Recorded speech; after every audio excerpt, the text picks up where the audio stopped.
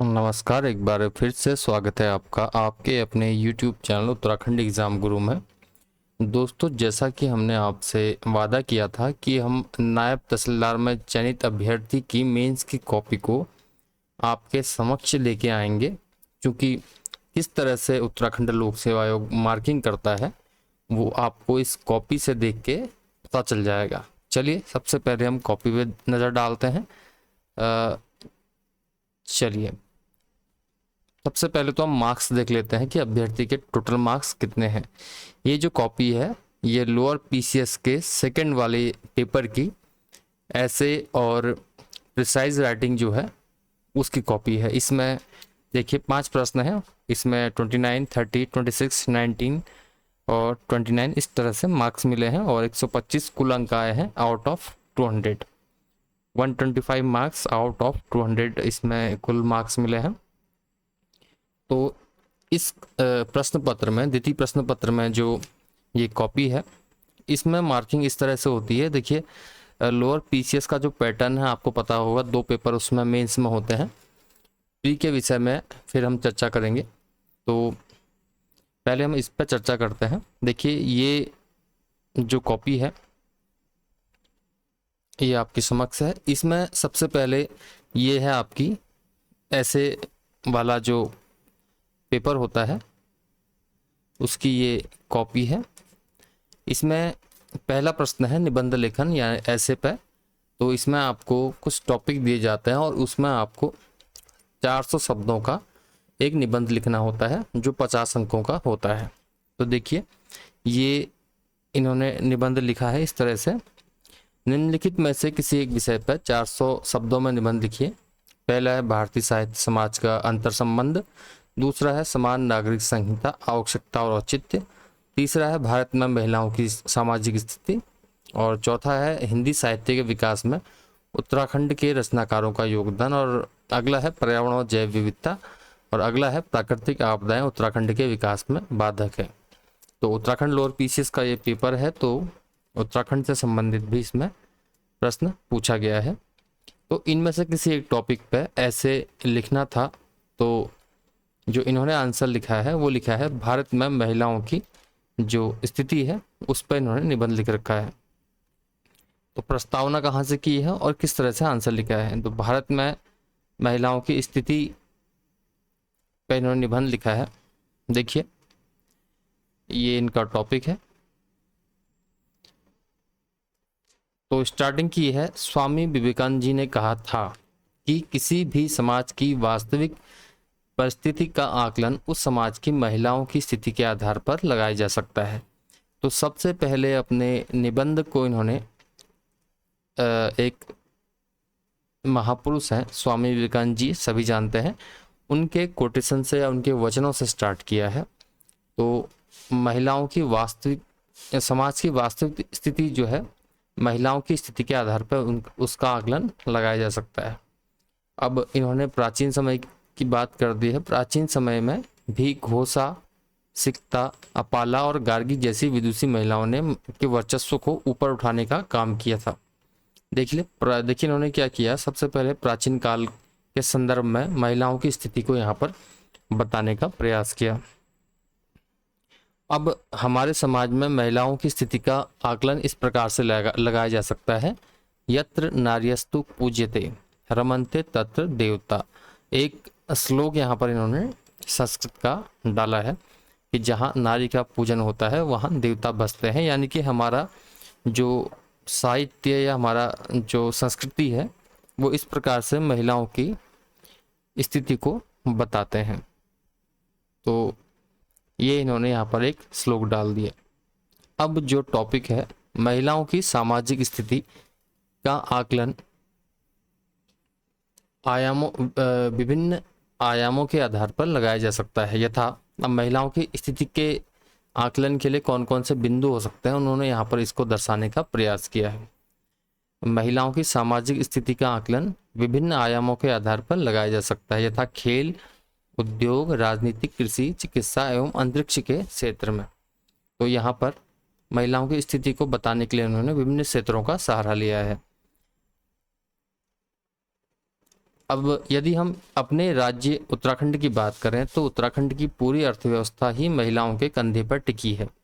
इसी संदर्भ में मेरे पहाड़ की नारी, हिम्मत उसकी भारी, पहाड़ सा जीवन जीती, फिर भी सदा मुस्कुराती। तो उन्होंने उत्तराखंड से इसको जोड़ के देखा है।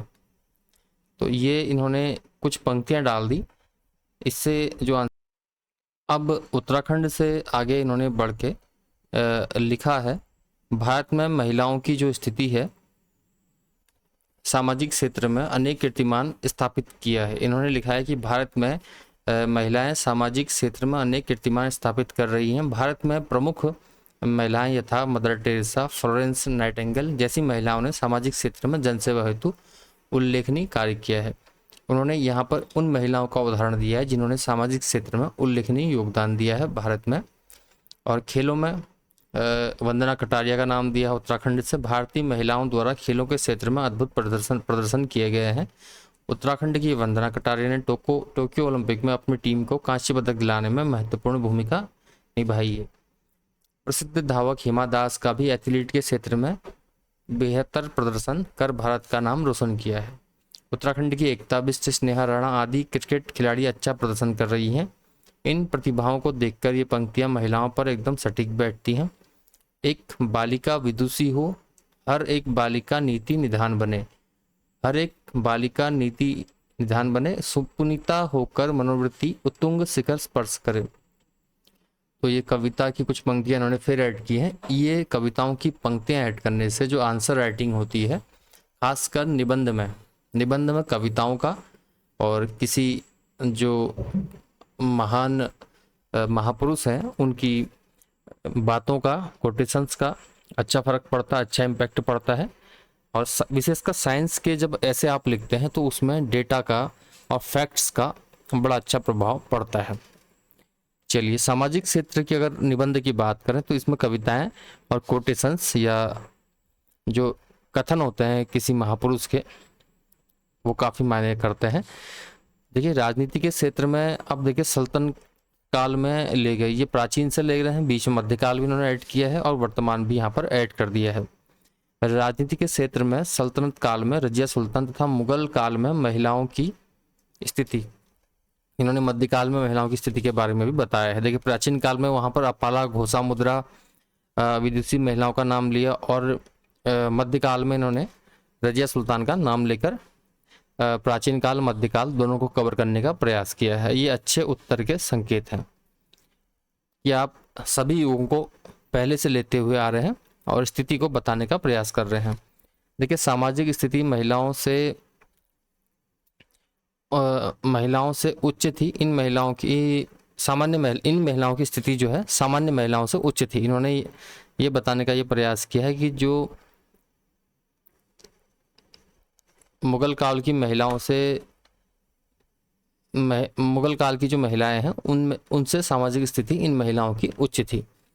इन महिलाओं में नूरजहां, जहां आरा, गुलबदन बेगम, अस्मत बेगम आदि हैं। अब मध्यकाल में इन्होंने इतनी महिलाओं का नाम ले रखा है। देखिए, सामाजिक स्थिति हम बता रहे हैं तो हमने प्राचीन काल, मध्यकाल और तीनों कालों की जो समसामयिक की स्थिति है उसमें महिलाओं की स्थिति पर प्रकाश डालना है।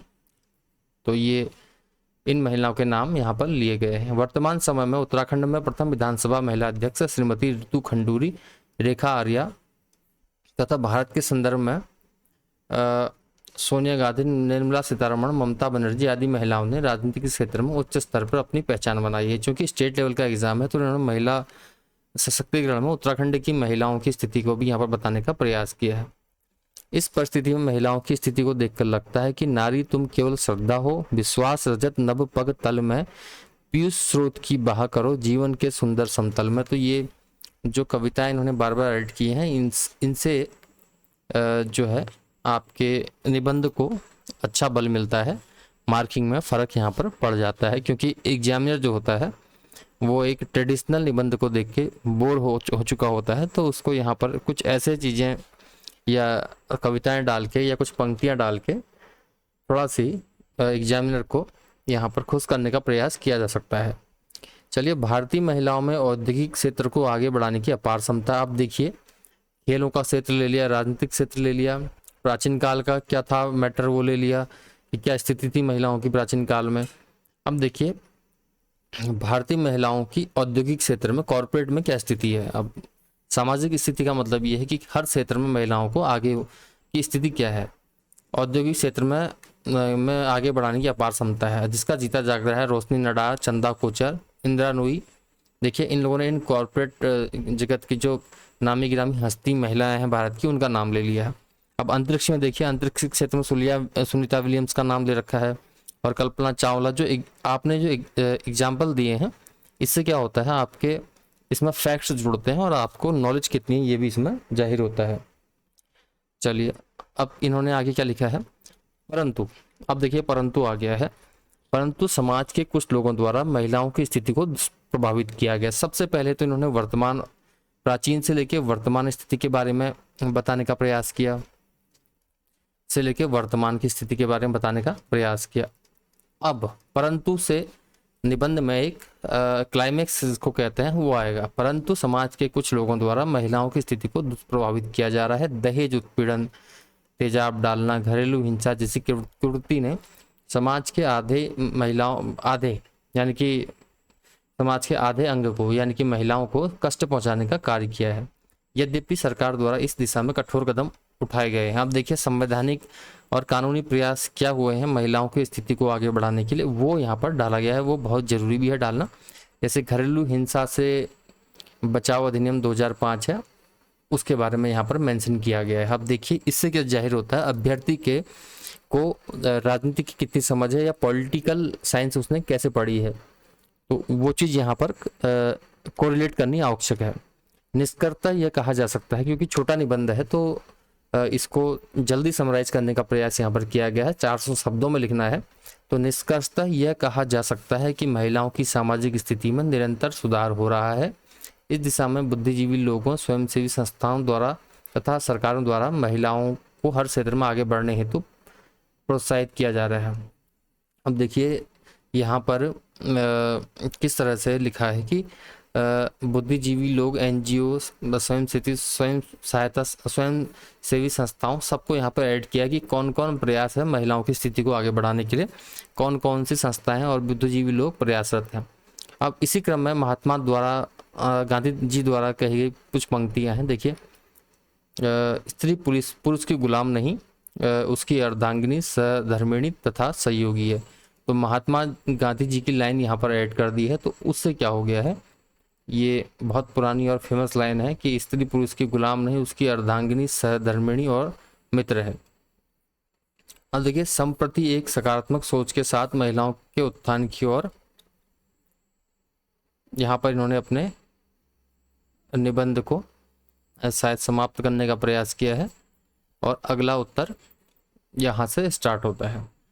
तो इसमें इनको जो मार्क्स मिले हैं, मार्क्स इनको मिले हैं यहाँ पर 29 आउट ऑफ 50, क्योंकि निबंध में कहीं कहीं पर एक कोरिलेशन का थोड़ा अभाव था, इस वजह से इनको जो है 29 मार्क्स मिले हैं। लेकिन निबंध अच्छा था इसलिए क्योंकि हिंदी जैसे सब्जेक्ट में अगर आप 29 या 30 नंबर ले आते हैं तो आप एक टॉपर हैं, और ये टॉपर की निशानी है। तो 29 नंबर लाना बहुत ही ज़्यादा अच्छे संकेत हैं, क्योंकि 30, 32, 33 से ज़्यादा नंबर 50 में से कभी भी नहीं मिले हैं, बहुत कम मिलते हैं। तो इनको निबंध में मिले हैं 29 नंबर आउट ऑफ 50। ये आप देख सकते हैं, ये आप यहाँ पर देख रहे होंगे 29 मार्क्स यहाँ पर लिखे गए हैं। टोटल मार्क्स जो इनके हैं वो हैं 125। तो अगला जो प्रश्न है उसमें इनको 30 नंबर मिले हैं। अब इस अगले प्रश्न से हम जो वीडियो आएगी हमारी अगली बार आएगी, क्योंकि ये आपके रिस्पांस पर डिपेंड करता है कि आप कितना देखना चाहते हैं इसको। अगर आपका रिस्पांस अच्छा रहता है तो हम सारी पूरी कॉपियाँ, जो 2 की 2 कॉपियाँ इनकी, उसको हम आपके सामने प्रकाशित करेंगे। और उम्मीद करते हैं आपके काम ये वीडियो आएगा, और अपने निबंध को आप यहाँ पर परिष्कृत और अच्छा लिखने का प्रयास करेंगे। अगर कोई आपको अपना सुझाव या फिर इसमें कोई आपको कुछ जानकारी चाहिए तो आप कमेंट जरूर करें। तो ये एक छोटा सा प्रयास था हमारा कि कुछ हम आपके समक्ष लेके आए कि कैसे निबंध यहाँ पर लिखे जाते हैं। दोस्तों ऐसा होता है कि जब हम एग्ज़ाम हॉल में बैठे होते हैं तो हम काफ़ी स्ट्रेस में होते हैं, प्रेशर में होते हैं और टाइम मैनेजमेंट करना पड़ता है, तो वहाँ पर हम उतनी अच्छी शब्दावली शायद न लिख पाएँ जितना हम कमरे के अंदर बैठ के लिख सकते हैं, क्योंकि कमरे के अंदर हमारे हम पर प्रेशर कम होता है, तो बिना प्रेशर के हम लिखते हैं घर पे बैठ के। और यहाँ पर टाइम बाउंडेड है और बहुत सारे प्रश्नों के उत्तर देने हैं और एक दिन में दो पेपर इसमें होते हैं, तो उस हिसाब से आपको घर पे आंसर राइटिंग की, ऐसे राइटिंग की प्रैक्टिस करनी है। अगर ऐसे राइटिंग से संबंधित आपको कोई समस्या है तो आप कमेंट कर सकते हैं। एक छोटा सा प्रयास था एक टॉपर की कॉपी को दिखाने का, ये मकसद है कि किस तरह से मार्किंग होती है। देखिए इतना अच्छा निबंध लिखने के बाद भी केवल 29 मार्क्स यहाँ पर आए हैं, क्योंकि छोटे निबंधों में अक्सर ये होता है कि लिखने का दायरा आपको सिकुड़ना पड़ता है, थोड़ा कम करना पड़ता है, तो यहाँ पर 400 ही शब्द में लिखना होता है, इसलिए आपको अपने निबंध को थोड़ा सी बात के लिखना पड़ता है। और लास्ट में जैसे आप या तो शब्दों को छोड़ दें, किसी सवाल पर छोड़ दें या किसी कंक्लूजन पर छोड़ दें, तो ये ऐसे में कर सकते हैं। बाकी ऐसे राइटिंग से संबंधित अगर आप चाहेंगे तो मैं एक विस्तार से वीडियो समय मिलने पर अवश्य बनाऊंगा। फिलहाल एक छोटा सा प्रयास था, हो सकता है अच्छा हुआ हो या बुरा हुआ हो, और मैं धन्यवाद करूंगा नायब तहसीलदार में चयनित हमारे इन मित्रों का, इन मित्र का। इन्होंने हमें अपनी जो कॉपियां हैं प्रकाशित करने के लिए दी और इन्होंने हमसे वादा लिया था कि आप मेरा नाम प्रकाशित मत कीजिए फ़िलहाल, मैं बाद में कभी फिर आपसे इंटरव्यू में जो है रूबरू होऊंगा समय आने पर। तो फिलहाल उनकी ये कॉपियाँ हैं और उम्मीद करते हैं जल्दी ही अगले महीने या कुछ महीने बाद अगर उत्तराखंड पीसीएस का रिजल्ट आ जाता तो हम उनको उत्तराखंड एग्ज़ाम गुरु में ऑनलाइन लेंगे। फिलहाल इस वीडियो में इतना ही, और बाकी के जो प्रश्न हैं, आपके जो सुझाव हैं, कमेंट हैं, उसको देख कर ही मैं बनाने का प्रयास करूँगा। धन्यवाद, नमस्कार।